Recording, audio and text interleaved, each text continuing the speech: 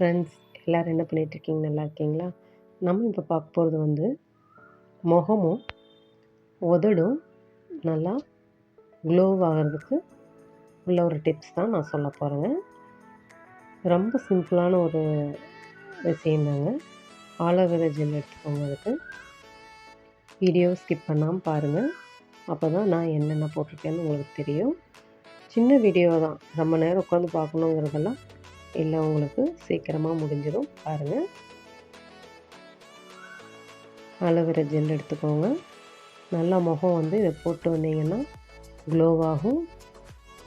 கருத்த முகம் நல்லா க்ளோவாக இருக்கும். அதே மாதிரி கருப்பான உதடு கூட நல்லா பிங்க் ஷேடாகும். யூஸ் பண்ணிவிட்டு வாங்க, ஸ்கிப் பண்ணிடாதீங்க. பாருங்கள், ட்ரை பண்ணி பாருங்கள். கண்டிப்பாக உங்களுக்கு சூப்பராக ஒரு ரிசல்ட் கிடைக்கும். அதுக்கு ஆலோவேரா ஜெல் எடுத்துக்கோங்க. இது ஏற்கனவே நான் வந்து பீட்ரூட் சாறு வந்து எடுத்து வச்சுருக்கேன். வீடியோ ரொம்ப லாங்காக போகுது அப்படின்றதுக்காக நான் ஏற்கனவே பீட்ரூட் சாறு எடுத்து வச்சுட்டேன். அதையும் மிக்ஸ் பண்ணிக்கோங்க. இது கூட இன்னொன்று சூப்பரான ஒரு பொருள் இருக்குங்க, அதை சேர்த்தணும். அதுதாங்க விட்டமின் இ கேப்சூல் தாங்க அது. இதை நீங்கள் தினமும் இந்த ஒரு மாஸ்கை வந்து போட்டு நீங்கள் ட்ரை பண்ணிட்டு வரலாம். முகம் நல்லா க்ளோவாக இருக்குங்க. உதடு நல்லா பிங்க் ஷேடாக இருக்கும். ஃப்ரிட்ஜில் நீங்கள் ஸ்டோரேஜ் பண்ணி வச்சுட்டு ஒரு சின்ன பாக்ஸில் போட்டு மூடி வச்சிட்டிங்கன்னா ஃப்ரிட்ஜில் ஸ்டோரேஜ் பண்ணி எடுத்துகிட்டு உதட்டுக்கு தடவிக்கலாங்க.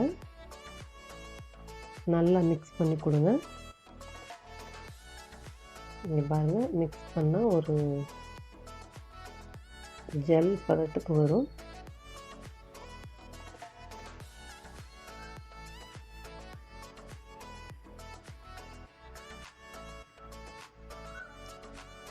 அவ்வளோதாங்க, ரெடி ஆகிடுச்சு. இதை நீங்கள் ஃப்ரிட்ஜில் ஸ்டோரேஜ் பண்ணி வச்சு உதடுக்கும் போட்டுக்கலாம். அப்பப்போ மாஸ்காவும் யூஸ் பண்ணிக்கலாம். கொஞ்ச நேரம் போட்டு ஒரு 5 மினிட்ஸ் வெயிட் பண்ணிவிட்டு பச்சை தண்ணியில் நீங்கள் கழுவிக்கலாம். சூப்பராக ரிசல்ட் இருக்கும். ட்ரை பண்ணி பாருங்கள். என்னோடய சேனலை வந்து லைக் பண்ணுங்கள், சப்ஸ்கிரைப் பண்ணுங்கள், உங்களோட ஆதரவு கொடுங்க ஃப்ரெண்ட்ஸ். நல்லா சூப்பராக இருக்குங்க. ஓகே ஃப்ரெண்ட்ஸ், நம்ம மீண்டும் அடுத்த வீடியோவில் பார்க்கலாம். அவ்வளோதாங்க, ஸ்டோரேஜ் பண்ணி எடுத்து வச்சுக்கோங்க.